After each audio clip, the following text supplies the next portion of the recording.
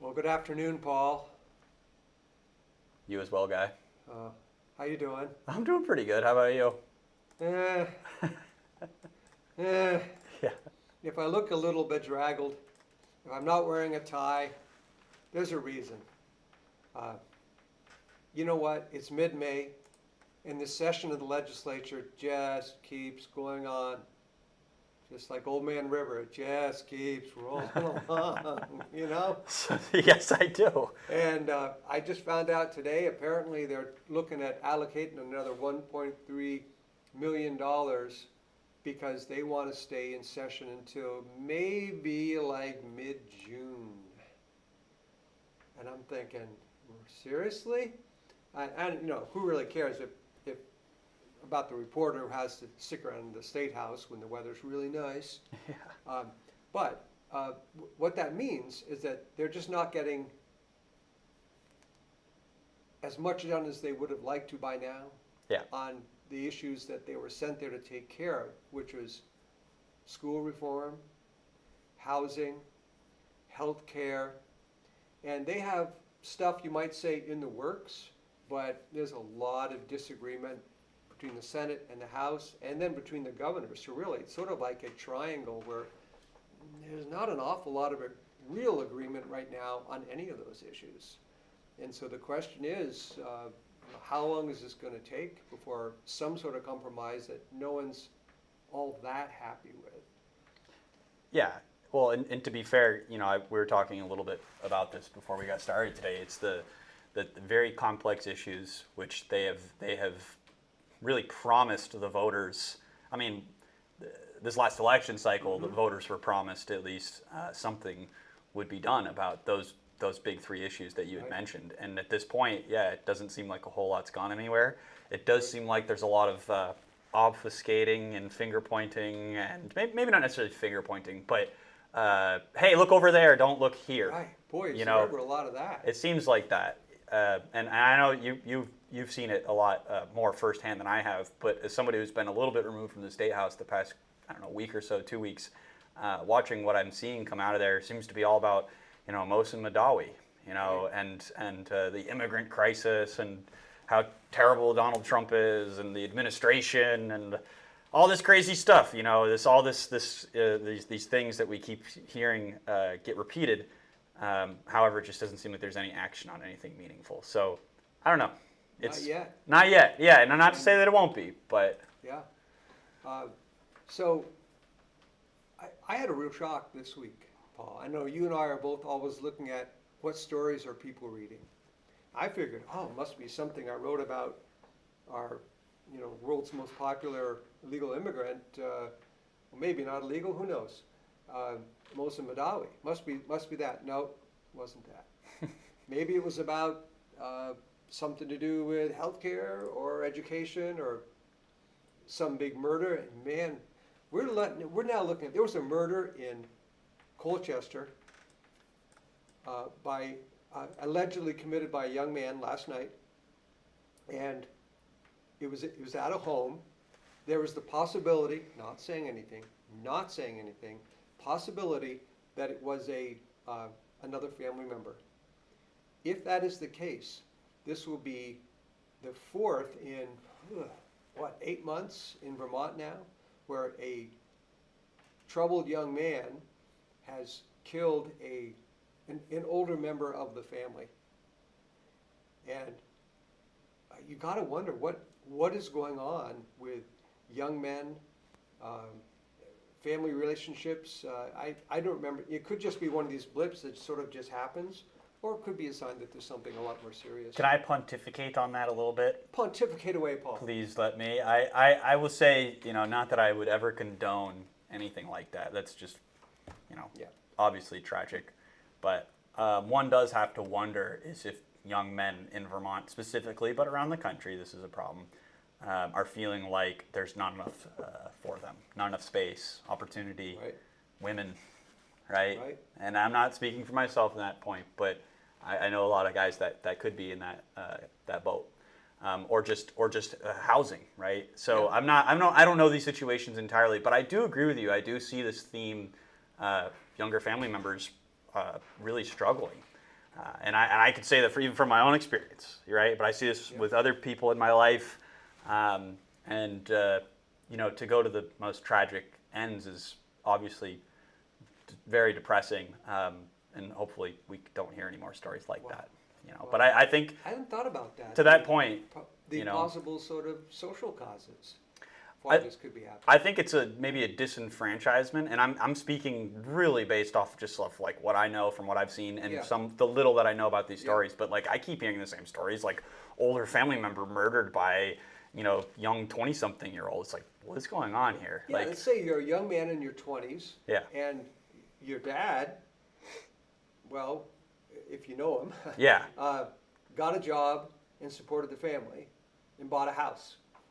And you're looking around saying the kind of jobs he had aren't here anymore, and the housing, forget it. And there's this little problem with the drugs. Yeah.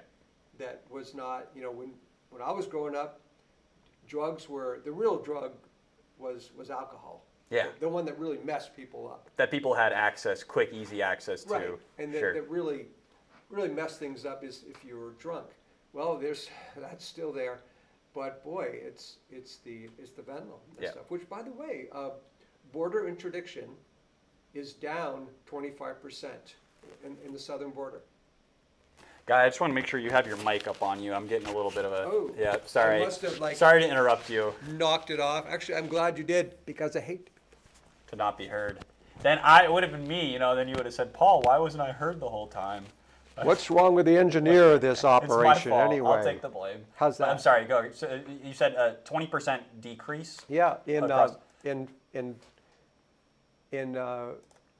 interdiction of fentanyl is up 25%. They're catching more of the fentanyl as it's Okay. crossing the border, apparently, according to the latest stats I've seen. I don't think it's really still sugared out to controlling the supply. It's sort of like the tariff situation where supposedly there's less of it coming, there's less supply coming from China, and therefore our shelves will be bare soon, some people say. That same thing kind of might be happening with the fentanyl, but we don't really know if that's going to happen or not. It's interesting. Tim was up at the State House yesterday, Tim Page, managing editor, Nice, Tim. and introduced him to Bill Driscoll, who's the head of Associated Industries of Vermont, which they represent the manufacturers. And he was saying that they are concerned that there may be sort of a bare shelves effect sometime, maybe soon, as goods from China are not making it here. Wow. But who knows? That might happen. It might not. Hard to say. I'd be curious to see if that happened, if it was another COVID incidence where people would start stocking up on all kinds of things. And This wouldn't surprise me at all. No, me neither. Yeah. Yeah. I mean, we've all experienced it. Maybe we're triggering that right now. Maybe people are starting to think, man, I might need to head to Walmart sometime soon. Right. So Jokes, folks. Just jokes. sort of. Sort of. Yeah, I guess I want to see if we have any comments yet before. yeah I we go do. down. I have a comment from Jeff Viennes. He says, Jeff Viennes. Yes, He sir. says, the entire government uniparty is in chaos because Orange Man won. Nobody makes decisions, no laws, no justice, because nobody is in charge. And I think that he must be talking about here in Vermont. I think he is. And I think that's actually a really good point. Like, it's like their power structure was literally the head was cut off of the snake, so to say, right? And I don't know about you, Guy, but like I know a little bit about how like military operations work or a corporate structure. If you have a CEO or somebody who's like the head guy, he's making all the decisions and they go top down. That's how a lot of militaries work and businesses work. So when you kind of lose that, whether it's because of people passing away, which we've had a lot of here in Vermont, don't forget, a lot of Vermont state senators and representatives, there's been a lot of turnover and just deaths of senior members. And then, of course, at the national level, you're losing access to the presidency, you're losing access to maybe some of those huge positions like HHS or any of the cabinet members throughout the entire federal government. So it's like, I think your comment is spot on. I don't think that they know what to do. I think they're waiting to see how it's all going to work. That must bug them. It would bug me. It would bug me. Uneasy is the head of the Vermont oligarch. Yeah. Yeah, well, whoever the oligarch is, right? Bernie's one of them, of course. Right, But sure. his comment continues, Jeff Viennes, he says, criminals in our government are an idol because they don't know what's going to happen to them because of the stolen COVID money and USAID money. The vaccine fraud and the PPP loan thefts, they are so scared. Lawlessness. I've been hearing about money theft in many stores that can't do anything to stop the theft because that's the store policy. Sound is good. Okay, thank you, Jeff. Interesting that he brings up retail theft because in Burlington today, boy, read the Chronicle. Mike Donahue, once again, scooping everyone. He got a draft of a letter that Burlington businesses are putting together to send to Mayor Emma Mulvaney-Stanek, basically saying, Madam Mayor, Burlington and downtown is in chaos. We need a nudity ordinance. Now, why would we need a nudity ordinance? We need to make our parking garages safe. They're not. We need to get rid of the free lunch that's being given out at the parking garage because it's basically feeding retail theft.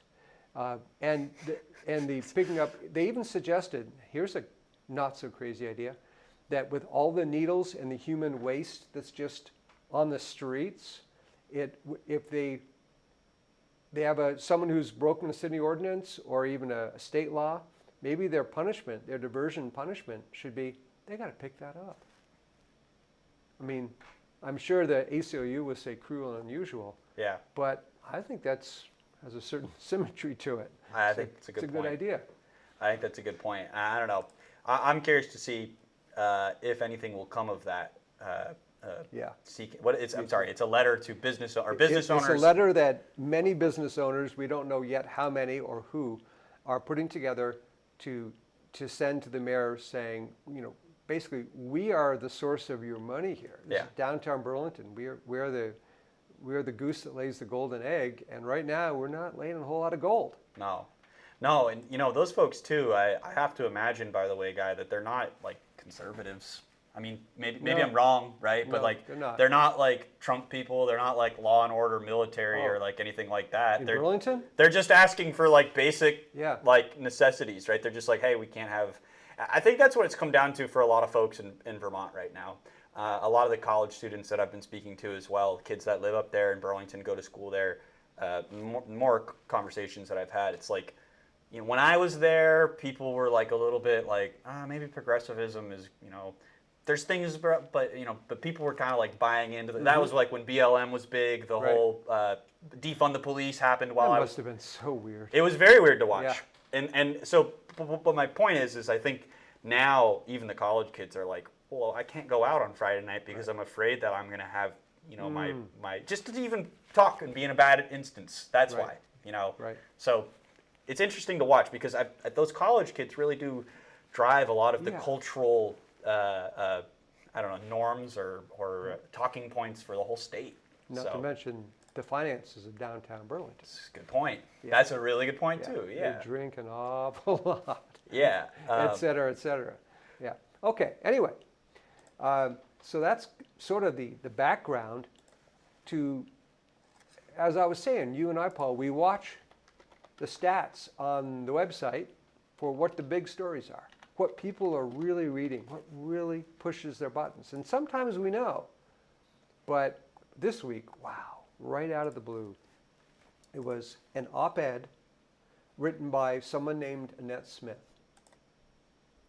And Annette Smith is the executive director of Vermonters for a Clean Environment, which is sort of a kind of a low-level, centrist, we just want clean water and clean air kind of environmental group.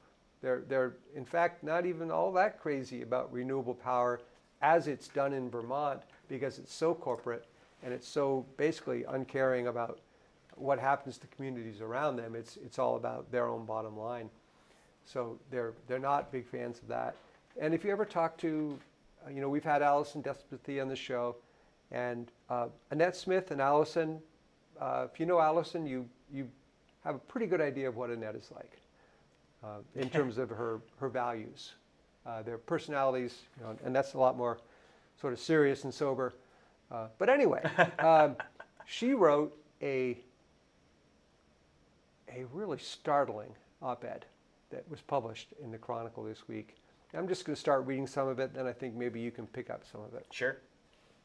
Annette Smith writes, I attended the first Climate Action Plan public outreach virtual session on April 10th and the Rutland in-person meeting on April 30th. I offer these observations and comments. The Rutland meeting was attended by about 20 people, many of whom were from Addison County, some from Chittenden County, and a few from Rutland County. Annette herself is from the town of Danby, which I believe is in southern Rutland County. It was a homogeneous group of like-minded people who reflect the opinions of conventional climate activists. The attendees were not representative of the population of Rutland County as expressed in elections, and the meeting could accurately be characterized as an echo chamber, hearing from the choir. In terms of, quote, meeting people where they are, hearing from people who are not, quote, the usual suspects, the public outreach I witnessed in the virtual hearing and in-person meetings were failures. In addition to providing a perspective from people who are not part of the choir and are not engaging with you, I endeavored to channel what you might hear if you could find a way. I note these are not necessarily things that I believe or that reflect the beliefs of members of Vermonters for a Clean Environment. They are my best attempt to assemble what I hear that likely led to the election results last November, to which the Climate Council should give serious consideration. And Paul, why don't you take it from here? Sure. Annette continues on. She writes, Stop telling me where to live. People have been living in rural areas for centuries. There are old cellar holes in the hills all around me. I can't farm or raise my own food with livestock in a compact village center in a flood zone. I provide food to the people in my community. Telling everyone to move out of rural areas is insane. Okay, let's pick that up right now. Sure. It has been a push from Act 250 the last 40 years, and from local planning, really from the UN on down, to move people out of the countryside and into towns and cities, specifically into small dwelling units in large apartment houses, where they will be also reliant on public transportation, not owning their own homes. That has, if you've noticed, in almost every town in Vermont, there's some sort of new, I sort of call them housing projects, because I think in 50 years, they're going to look like the old housing projects, which is these large buildings, small units, no real parking, and it's just going to be, it's where they want folks to live. Said, you want a housing option? Yeah. Live here. I mean, here's a perfect example. They're putting one in Northfield, which, I mean, I'm glad that they're building a new apartment building in Northfield. It's the first time that's been Sure. done for a long time. But you know, it's going to be an apartment complex. I think it's really more for students and that kind of thing. But again, you know, you go around the state right now. A perfect example of this is that housing complex in Montpelier that has the bus station below it. $350,000 per unit. That Also, costs. also in a flood zone. Yeah. Yeah. Oh yeah. You know, so that's Yeah. a perfect prime example of, like, here's your public transit, and you're on the water supply, and you got your little city dwelling. You're gonna live in your little pod for $350,000 a year, or not a year, but how much they cost per unit. That's what it costs to build. Okay, Yeah. but still, I mean, And we, obviously, the taxpayer, are footing a huge part of that bill. so she continues on. She says, well, hold on that point, Guy. Is there anything else you want to say? Just that whenever people have tried to push back and say, no, actually, like Annette, we like living in the country. Yeah. Could you please maybe let us, I don't know, build a house out there, build an affordable house out there? Ixnay. And the really crazy-making thing here is the people who are running those committees, it's generally the environment committees in the legislature, own big houses on big parcels of land out in the country. But no one else seems to get, it's like they got their piece of Eden Exactly. in the late 60s and early 70s or whenever they moved here. And too bad, Yeah. little apartment in downtown Bradford for you. Socialism for thee, but not for me. Right. You know, that seems to be the theme. And, you know, to that point, Guy, I mean, it's my personal dream, and I know that this state was founded on this dream of young people wanting to own their own land and have their own property. They were willing to come to this Right. tough place to do it because it was a place where you could afford to.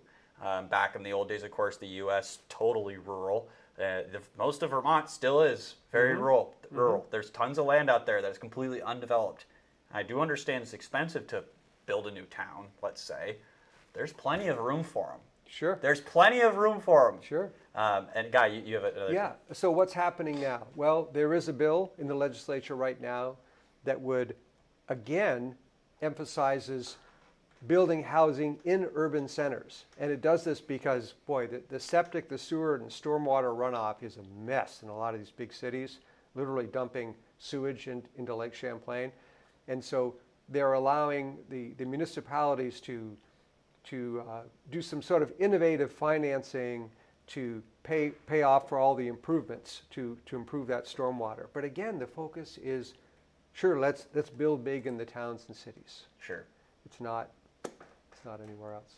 Okay, so she continues on. She says, "Stop telling me how to live my life. Leave me alone.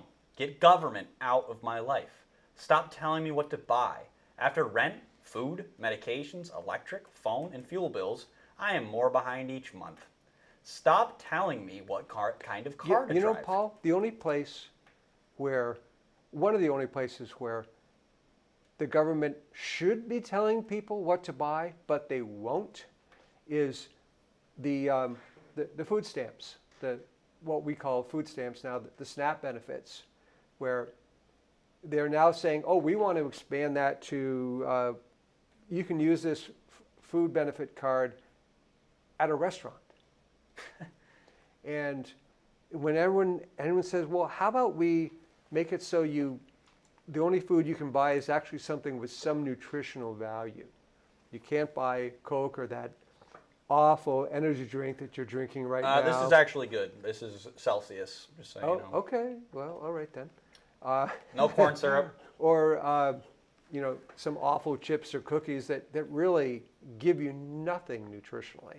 If anything, contribute to your government paid health care. Need for that government paid health care.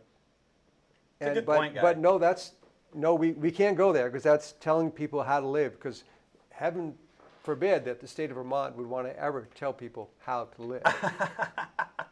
That's a really good point. That's a really good point. Rant over. Isn't that interesting? Okay, it does always seem like that though, Guy. That's not necessarily a rant over. It's like, it does always seem like that, right? Where it's like, here's an instance where you guys love to tell people what to do. You love to tell people how to live their lives, what they should eat, what they shouldn't eat. Here's a good opportunity where we actually all agree. Maybe you can tell them what to do, but instead you choose not to. It's so weird. And then you want to put it all on everybody else. Right. We do have a couple more comments. Here's a comment from Kevin Ryan, Mouth Almighty. He says, wait a second. Of course, guys, doesn't government know best how and where you should live? Of course, in reference to Annette and what she's saying. I don't think they know best really much of anything. Honestly. I don't know, Guy. I think Kevin's being a tad facetious. I think he is too. Yeah, but that's true. And if you're a free citizen, and sure, you got to. I'm reading this great book on Chester A. Arthur, Vermont's first president. And one of the points the author makes is that the United States is the experiment on giving people individual liberty within a peaceful, stable society. That there's always this tension going on between those things. And so you do need to have some rules. You can't have people building in ways that really hurt other people's property. But boy, we've gone so far in the other direction. Here in Vermont, anyway. Yes. You know, I think it's a beautiful tension too, like what you just described. Because you can see that tension in really all things. This pull back and forth. How far do individual liberties go, right? And depending on where you live, it kind of goes like this. And I don't know. It's interesting. Homelessness. That's a good example of that. That's a really good point. Yeah. Yeah. Any other comments? I do. This is from Jeff Yans, who says, my wife works in Burlington. She said downtown is empty except for construction and crazies. Nectar's is closing. That's how bad downtown is getting. That's what Kevin Ryan wrote. Oh. Kevin Ryan just wrote that in. I haven't heard that. And that's shocking news to me because I know some people that are involved there. Wow. I didn't know that. That's really too bad. It's really sad. Nectar Roris originally had the world's greatest hamburger stand called The Lure. It's across from, it was on Williston Road, across from where the McDonald's is right now. There was a movie theater there for a while, and a Zachary's and all that.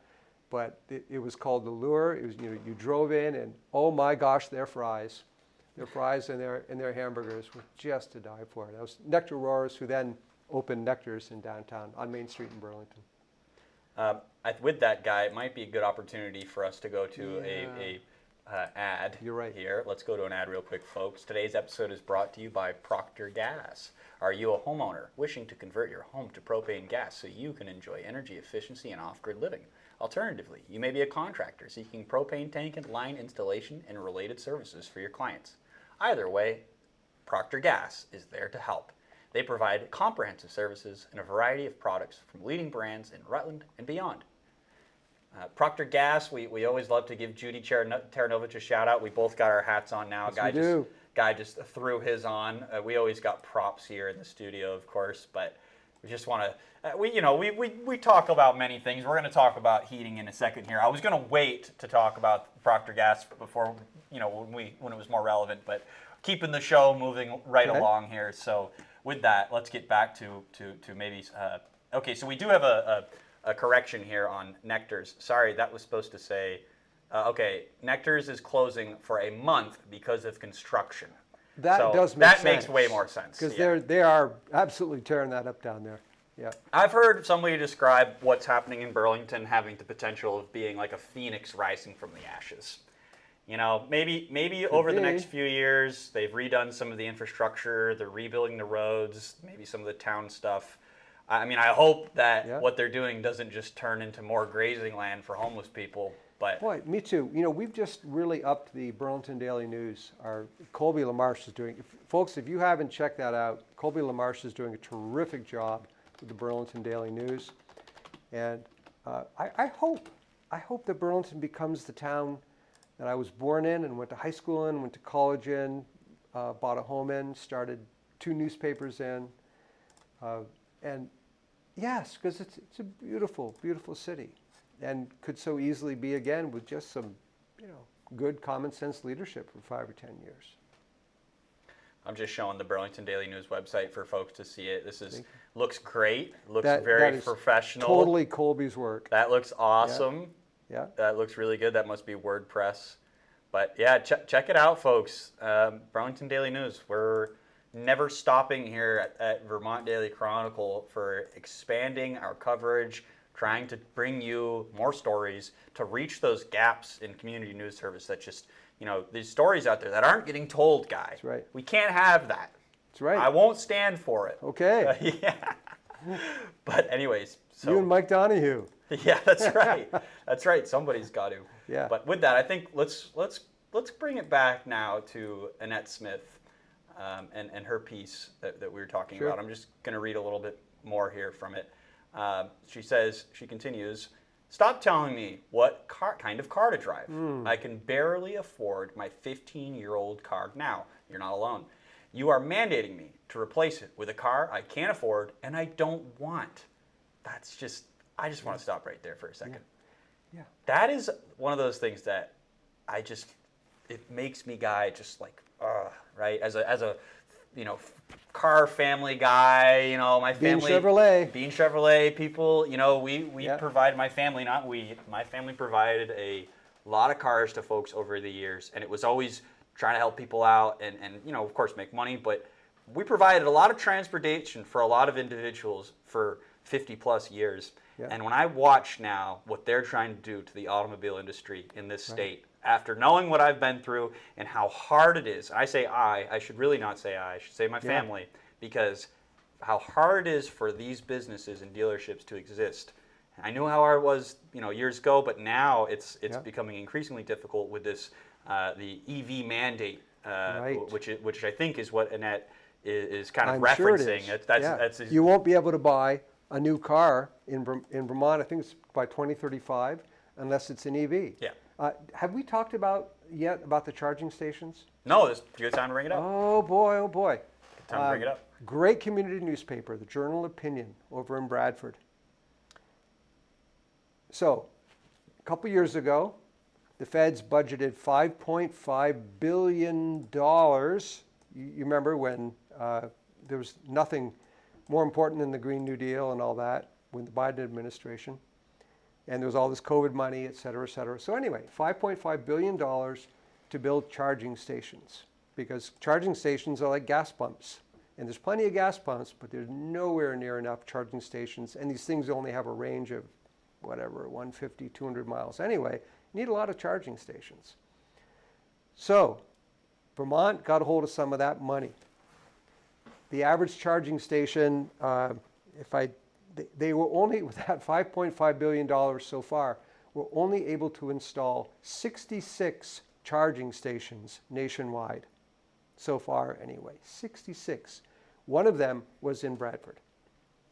And so I figured that's $83 million per charging station, and 4 units, I think, at the station. And the Journal Opinion reported that the town of Bradford has issued a report that there have only been 47 sessions, 47 distinct uses of that charging station every month since this year began. 47. And that's like 1.5 a day.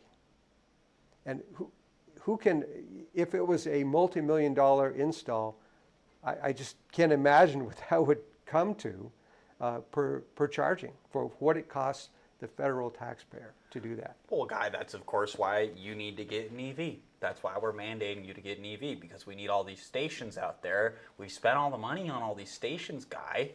But there aren't enough of them. Yeah. And also, and the really important fact there, Paul, is that the Trump administration on day one signed an executive order that was end the Green New Deal. Yes, that's right. Saying, putting a 90-day pause on the continued funding of the 66 stations for $5 billion or whatever. So no more of those to be built. So it's done then, basically. Well, it's a 90-day pause, and who knows what's going to happen after the 90-day pause, but got to say it doesn't look all that favorable. Got right? it. Well, to make a point on that, it's almost like a lot of those executive orders were done with 90 days. So it's kind of like the tariffs, right? Just to really make everybody pick and decide, okay, I want to focus on this issue, and I'm going to put all my energy and eggs into this basket. Otherwise, I got to fight this executive order over here. Yeah. Just to make a point, because I've been trying to figure that out, and I know a lot of people have been as well. What were the point of all the executive orders? So how is Vermont going to get to 100% use of new cars for EVs that doesn't even have charging stations? Good question. So we're already way behind. We're like at 30% of what our target goal is supposed to be by now. We're already way behind. Without charging stations, forget it. Yeah. No way. No, it's anyway. So there, and that's saying, don't tell me what to drive. That's kind of what I think she's talking about. What's the next one, Paul? She says, and a car I can't charge anywhere near where I live. So to mention your point, a car I can't charge in my house because I don't have adequate electric service. Right. She says, stop telling me how to heat my house. Procter Gas, everybody. Shout out to Procter Gas. I just bought a new furnace. Now you expect me to replace it with something I can't afford?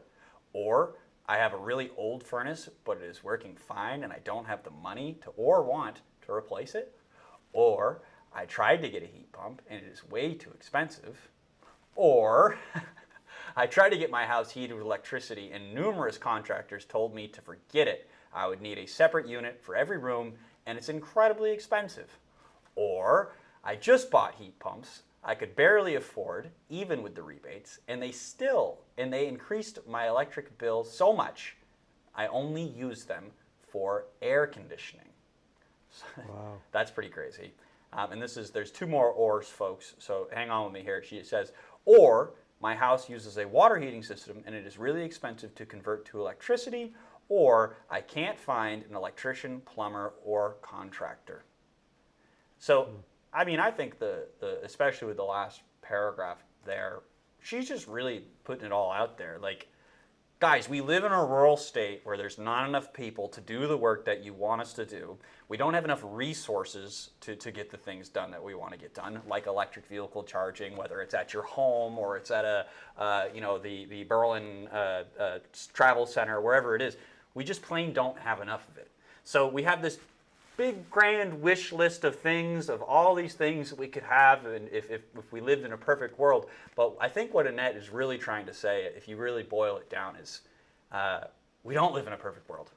We don't live in this utopia. Right. And it's never going to be a utopia because of a lot of the compounding issues mentioned on top of what she's saying. And then again, to mention the electric heat pump thing, as if that's going to stop climate change, right? All this does is serve the industry, right? Serve the industry at the end of the day. And like we're talking about stopping climate change, and everybody always makes this point, but it's becoming even more obvious to all of us that, this tiny little state isn't going to stop climate change. And again, if we can even agree upon what's causing it, right?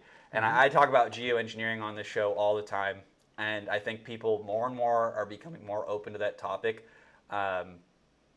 There's definitely still pushback on it, and so it goes back to who are the oligarchs? Well, I'd say one of the oligarchs is the renewable power industry that is foisting all of this on Annette and the rest of us. And one of the reasons I can really stand behind that even more is a story that ran this week. VT Digger and the Community News Service hired a new, essentially a climate reporter and trainer to teach all the young reporters about what it means to cover climate, a former New York Times climate desk person. And okay, well, that Vermont's climate-minded. Who's paying for it? Well, one of the major funders is a guy named David Blittersdorf, who is one of the state's biggest renewable power developers. Of course. So there you see one of the oligarchs saying, I want the media coverage to be thus and such. So BT Digger, Community News Service, here's some money, go hire the New York Times climate desk person. The New York Times, by the way, guys, we're not just talking about like some, second-rate newspaper, although arguably it might be. But let's be real. I mean, it's 2025. New York Times has existed for, 200 years? It's a pretty impressive paper. They've got a track record. They've got a little bit of a track record, yeah. Yeah. But you see my point, though. Yeah. The New York freaking Times, man. This isn't just some reporter from wherever. I just find it to be, interesting. That's right. That's to say the least. Okay, so what else has Annette got for us? She says, stop with the mandates, the fees, taxes, and complicated policy gimmicks. Stop wasting tens of thousands of dollars on expensive studies and reports by consultants.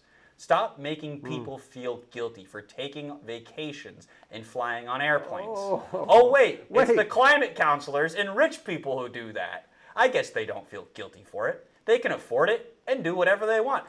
Speaking of oligarchs, Paul, one of Vermont's oligarchs is a certain outrageous U.S. senator who, didn't you have something on him? I did. Here's this, folks. This is a great clip of Bernie. He was on Fox News earlier this week talking about his oligarchy tour, and the gentleman there, the anchor, questions him on his private travel and flights here. So why don't we just see what Bernie has to say as a response? This is a good one. I think you guys will appreciate it if you haven't seen this yet. You know, Alyssa Slotkin, senator from Michigan, she said you shouldn't be using oligarch. It's over people's head. You've gotten criticized from other people. Free Beacon says Bernie Sanders spent $221,000 on private jets fighting the oligarchy tour, paid for by friends of Bernie Sanders. That you've spent millions of dollars in campaign funds on private jet travel over the years.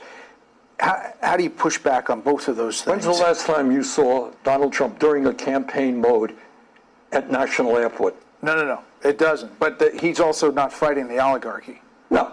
When you run a campaign and you do 3 or 4 or 5 rallies in a week, the only way you can get around to talk to 30,000 people. Think I'm going to be sitting on a waiting line at United, waiting, 30,000 people are waiting? That's the only way you can get around. No apologies for that. That's what campaign travel is about. We've done it in the past. We're going to do it in the future. And you think that this is hitting a mark? You think it's scratching the itch that voters want to hear from? I think at a time when the people on top are doing phenomenally well, when seniors, working class people are struggling, people want to hear action to stand up to the people who have the wealth and the power and create an economy that works for all of us, not just the people on top. Well, Good jobs, Bernie. Well, Guy, I find it so interesting when he says, at a time when the people on top are doing phenomenally well, aren't the people on top always doing phenomenally well? I think they are. I don't know. That's just, Yeah. It's just like, he always says that. Yeah. When the people on top are doing well, well, when wouldn't they be? And he's been saying the same exact thing since. And getting back to your young men thing, man, would I love to see a bunch of really good manufacturing jobs paying 20, 30, 40 bucks an hour. That some of these, I would have jumped on that when I was that age and looking for work. Jumped on it. Sure. And how many men are there like that out there who say, oh, please, and women too, of course. Of course. Who this would be a great thing, but no, guess not. No. So anyway, any? We do have a couple comments there from Bernie, just quickly. Let's see here. Kevin Ryan at Malfo Mighty writes, even Teddy Kennedy flew commercial. Bernie Sanders doesn't. I know. I flew with him. I think he's referring to Kennedy there. Okay. And then let's see here. Jeff Vians writes, Bernie is trash. I agree with you. I have just quickly. I have been really trying to figure out why I feel so strongly about this lately. And I think it's because I've been watching Bernie my entire life say all these things, say the same things that he says. And I just feel like he is responsible for keeping so many Vermonters in a mental prison, a mental box. Wow. A way of thinking that doesn't work, doesn't help anyone or benefit anyone except for him. You're describing socialism. Okay, so maybe that's what the real. Yeah.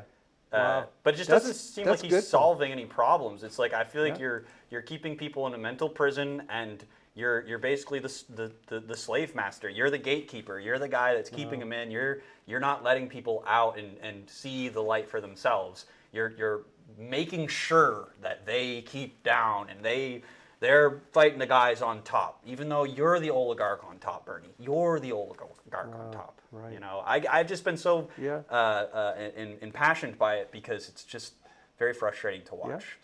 Anyway, right. Guy, back to you. Well, what else does the net have to say? Or was that it? No, there's more. So she finishes her piece by giving some maybe suggestions for them to start doing. Lay The it on Climate me. Hawks, she says, start respecting people's right to live and how and where they choose.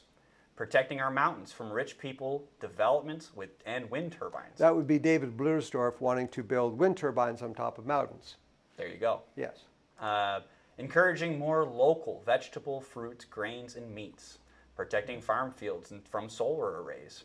Recognizing Vermont has the lowest emissions in the country and can't lead the way on emission reductions, especially when the goals that the legislature set are unrealistic. Appreciating how the virtue signaling social engineering with more renewable energy, electric vehicles, heat pumps is hurting poor and middle class Vermonters who do not want or cannot take on more debt. Assuring that money spent on climate change impacts our direct, tangible, immediate, like weatherization and bigger culverts. That seems to make sense. Assuring that money spent on understanding that a lot of us want more places to ride our gas-powered ATVs. Right, right. Right? Like, why not? Sure. Conserving uplands and supporting alternatives to pesticides so that we can have clean water for drinking, fishing, swimming, boating, and tubing. And finally, getting the Climate Council disbanded and abolish the Global Warming Solutions Act. I think that was her last part there, and I'll double check. just Boy, to the make sure. legislature, Republicans have been trying so hard all week in both the Senate and the House to repeal the clean heat standard. And it's just amazing that the gymnastics that the Democrats will go through to not have to take that up, to not have to go on the record about that. It's an amazing thing. Now, I'm going to add one more stop to Annette's list. Stop telling me what to shoot. I like that. I don't really know if Annette shoots or not, so I'm trying not to put words in her mouth. But here, they passed this Burlington ordinance. The House approved it on no carrying guns in bars. And apparently it's unconstitutional on a number of levels. And it'll probably get killed in the Supreme Court somewhere. But they just have this very, how about say obsession, but strong commitment to controlling Everything. possession and use of firearms. I would say obsession, guy. Yeah. I think it's an obsession. Yeah. And, if you want to control crime, great. I think most Vermonters are all over that. But this legislature doesn't seem to be all that interested in real bail reform, on building the women's prison, on pretty much anything that would actually really help. But oh boy, control the average Vermonter's right and access to arms, they're all over that. Yeah. No, it's definitely interesting. I would say it is an obsession, guy. I don't think that's a stretch. I think you hit the nail right on the head.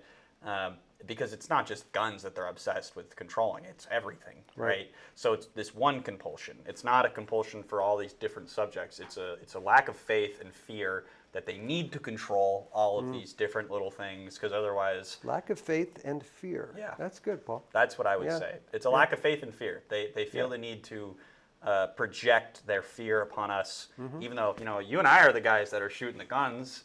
We're not harming anybody, Yeah. But they're afraid. So they need to then project their fear and control. Right. With that, let's go to a break real quick. This is an opportunity. Today's episode is brought to you by Ranmar Corporation. Ranmar. Seriously? Yeah. How about Perros? Oh, duh. Okay. All Yeah. right. You know what? We're Not Ranmar. We're going to get to you, We're Randy. going to get I promise. to Sorry, it was the order. That's why I did it. Okay. All right. Today's episode is brought to you by Perros Gun Shop.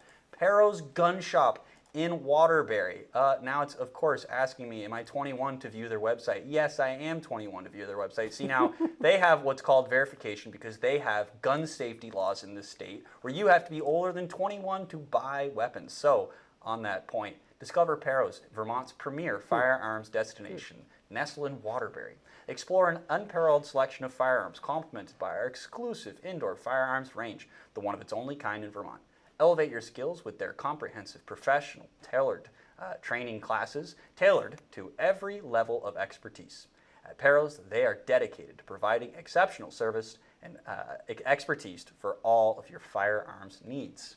And of course, always love to show off the photos of Guy and I shooting some guns, looking like a couple of real tough guys. Oh, yeah, you big, betcha. big tough guys shooting guns. Darn it, that was a lot of fun. That though. was a lot of fun. And I have bragged about my shooting last week. Yes, I have. You haven't did I? already. Yes, Yes, okay. you did. Let me do it again. Yeah, no, I won't, I no, promise. Please, no. Well, I was in church on Sunday showing off my paper plate with all the holes in the bullseye. I bet people love that. Not during the service, you understand. Of course, But yeah, I just happened to have it on me, Yes, you couldn't help yourself. You couldn't help yourself. Uh-huh. Well, that's pretty awesome. But I don't know. I didn't mean to. You're so right. That was the perfect opportunity for Perro's gun shop, and I bet you thought that's where I was going, Guy. I kind of did. You kind of did think that, didn't you? Well, not so. However, so I do have a couple more comments. Yeah, and I want to read a few too that were on the story. Sure. Go ahead. Jeff DeForest writes, the woman is 100% correct. He's talking about Annette Smith. Where is our clean air going, and whose air are we getting, and what to the cost of the people of Vermont? Bring Doge to Vermont. Bernie is the Joker of Vermont. I want to hear more on that. What do you mean Bernie's the Joker of Vermont? Because I think there's a deep theme there. I could understand maybe, but I want to hear more on that. Well, have you ever read Frank Miller's Dark Knight novels? I've never read it, no. Oh my gosh. No. For those of you who don't know, who are Batman fans, like modern Batman fans, Sure. The Dark Knight, that whole thing, that whole new franchise was started by a guy from Berlin, Vermont. Really? Yes. Oh, I didn't know that. His family ran the Applebee's. I had no his idea. name was Frank Miller. And the whole, and for that matter, the whole graphic novel, the comic graphic novel, Frank Miller is one of the Leonardo da Vinci's, one of the Renaissance figures of all that. And he was raised in Berlin, went to U32, and he did the whole Dark Knight series. I did not know that. Yeah. Wow. Yeah, it's an amazing thing. That's one of the reasons why Pat Leahy is such a huge Batman fan, or at least there's a connection there. There's a incredible Berlin, Washington County connection between, Pat Leahy being in like 5 movies of his and being a real Batman nut, and Frank Miller. In fact, I had a good buddy named Roger Olson who grew up in Berlin, and his best friend was Eddie Miller. And he was telling me, he said, Eddie Miller had this little brother named Frankie. And Frankie was always running around with a towel around his neck saying, I'm Batman, I'm Batman. Wow. And I said, Roger, do you know what happened to Frankie Miller? He said, no, tell me. Wow. Yeah. That's pretty cool. The things you learn on the Vermont podcast. Here you go. This is a comment from Anything Goes. He or she writes, Vermont deep lore. Way to know your history. I'm shocked that the Kevin Mouth Almighty, the ultimate arbiter of all things comics, has not weighed in on He's this. weighed in. I'm getting to that. He said. Oh, okay. He said. And let me guess, Gosh. he's going to correct me on something He- because he he- always does. He might. Let's see what he says. He says, "Gosh, Guy, are comic books any good?" Question mark. Frank Miller of Berlin went to NYC and interned under artist Neil Adams. But Leahy is actually a real comic fan. He collects All-Star and other Golden Age comics. That's pretty cool. Yeah, That's really cool. yeah, I mean, Vermont, man, yeah. not bad for a Yeah. kid from Washington County. And when I was down at, when Tim and I were down at McNeil and Reedy buying our State House duds, my wool suit and everything, the suit that you normally see me in when I'm not in a disabled frame of mind, they reminded me that one of the original Comic Cons, which is the comic conventions, happened in Rutland. And that I remember buying a Doc Strange comic book in 1970 that was, the storyline was in Rutland. Oh, wow. Where Doctor Strange fought off the bad guy on the top of Bald Mountain outside of Rutland. Wow. Yeah, so there is an absolute Vermont Marvel Comics connection. That's really So quite the something. things you learn. So Batman is Marvel, No, actually, Batman is DC. but Doctor Strange. Doctor is, Strange is Marvel. Okay, Yeah. interesting. That's really interesting. I'll have to be researching that a little bit more because there's probably some really more cool connections that you could find out. Yeah. Apparently, there's always villains here in Vermont. I didn't really think of it like that. But Yeah. just being kind of Yeah. funny, Maureen Heck, this comes back to the Bernie Sanders talk. She writes, but these radical communists embrace illegal cartel members. It's all about dollar kickbacks. And she must be referring to Bernie Sanders and maybe his flights. I don't know, Maureen. Maybe give us a little more context on what you're commenting on, because I want to pay tribute to that. Jeff Viens writes, "Oh boy, I don't know." I know the guy that cleaned out Bernie's apartment in B-Town after he moved out. He said the place was full of trash. Okay, I mean, look, I'll read this, but I'm not saying that this is 100% true or not. Okay, always find ways to get out of the house. They filled a large dumpster of bags and garbage and clothes. Well, Bernie trash talk. That's Jeff Viens. Think of the memorabilia that might have been in those trash. That's a really good point. Yeah. It could have been. There could have been comic books in there for all we know. That's right. Batman comic books originals. Okay. Sorry. So anyway, after this great Annette Smith op-ed, some of the comments, there are three in particular.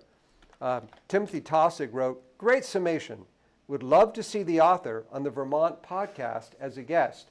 Annette Smith, I know this probably took you by surprise. You had no idea we were going to be doing this. Consider yourself invited. Yeah, please We'd do. love to have you on. I pay a lot of respect to Annette. She supported Yeah. me, you, some other projects I've been part of, and I would love to interview you, Annette, if you're out there listening. She's an authentic voice, and there aren't many like her. Really cool. And then John McClowry, talk about your authentic voices. I mean, The realest founder of of the the real. Ethan Allen Institute, Reagan policy advisor, state senator, grassroots conservative, rural conservative. He wrote, "Simple but brilliant. Should be in every state house mailbox." Can't argue with that.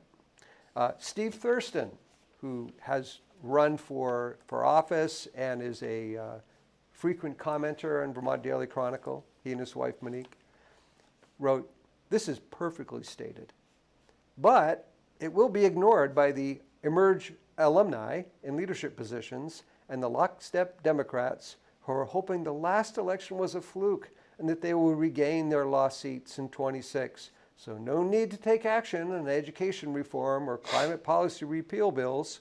This kind of thinking will result in 20 more Republicans elected to the House and 3 more to the Senate, giving the Republicans the majority. All that is needed is more good Republican candidates." And I got to tell you, Steve, you're not the only one saying that. All around the State House, I sit and talk to people who are really kind of centrists, and they're saying, what in the world are they doing? Why aren't they really taking the school reform seriously? Why are they slow walking that? Why? Clean heat standard, are you kidding me? Why are we keeping up with this? Why aren't we doing something a little more common sense on that? And more to the point, not doing really anything significant about healthcare, just nibbling around the edges with housing, doing very little there. And the things that people were like, please do something, not so much. Can I speak to that guy? Maybe just as a speculation as to why maybe things aren't changing. Yeah. Well, I think for a lot of people right now, especially post-Trump election in November, and obviously what's changed here in Vermont, I think the changes are so rapid that people are still thinking that we're existing within the frame, the mental prison kind of Sure. that I mentioned that Bernie. They still think all Vermonters are living in this, especially Right. but they're not anymore. Right. So they're still working here. They're still making ideas in this little box and talking about it here. Yep. But the rest of us are suffering, paying for the ideas that don't work. And really, if they're not doing one of those two things, they're leaving. They're leaving the state. Right. So I think that they are hubristic.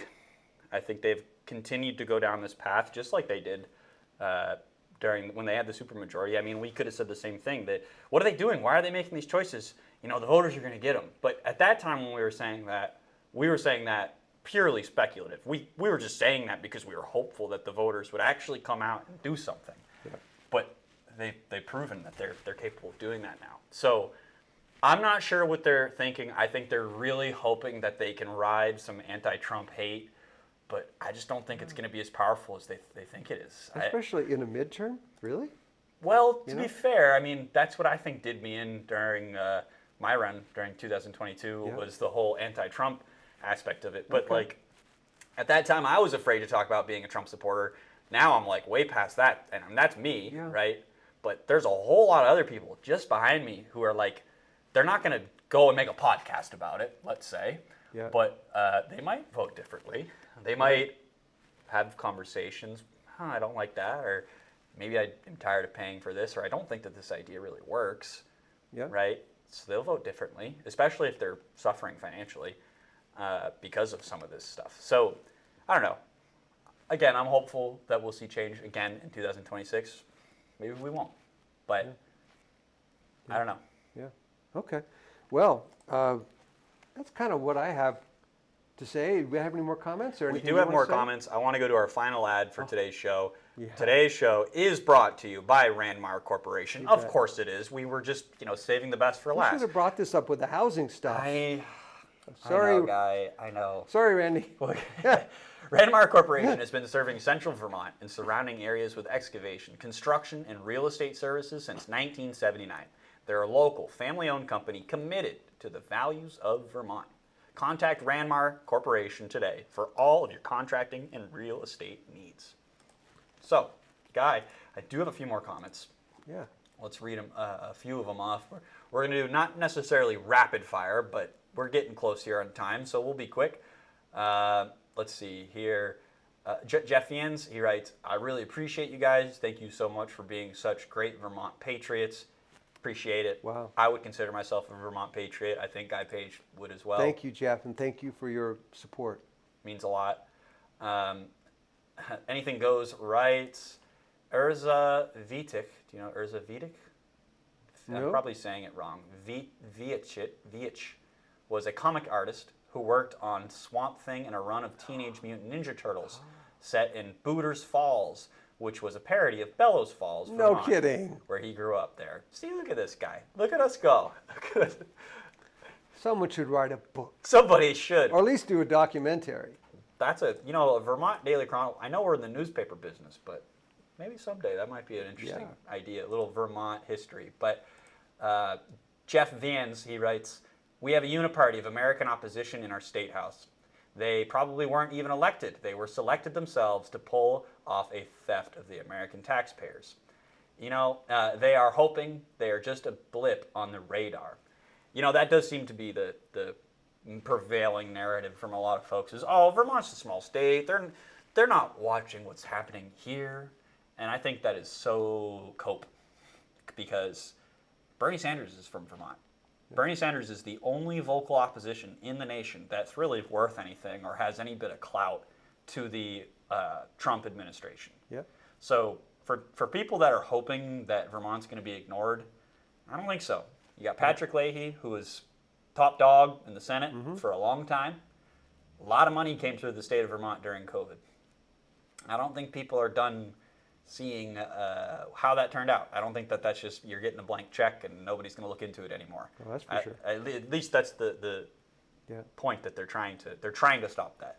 So I don't know. I think to say that folks are selected. I mean, we do vote in our elections, but how do people get into positions in the party and get the support? There's some selection going on. Let's be honest here, folks. But I don't know. Stephen Waldo, he writes, thank you so much for being the true voice of the real Vermonters. Steve, great to hear from you. He lives in a little town called Baltimore. You know there's a Baltimore, Vermont? No, There I is. didn't. I think, No idea.